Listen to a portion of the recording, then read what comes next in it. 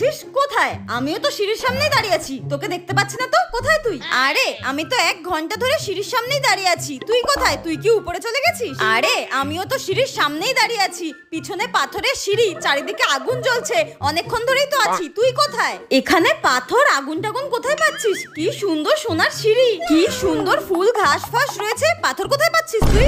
আরে তোর বাপ এখানে সোনার সিঁড়ি বানিয়ে দিয়ে গেছে নাকি ঘাস ফুল দিয়ে? এখানে আমি গরমে ঝলসে সিদ্ধ হয়ে যাচ্ছি আর ও নাটক মেরে যাচ্ছে।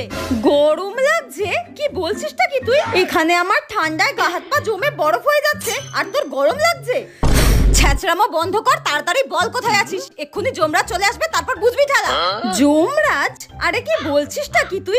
স্বর্গে আবার কবে থেকে যমরাজ আসা শুরু করলো?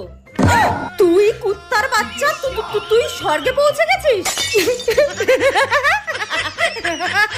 তার মানে তুই নরকে গেছিস?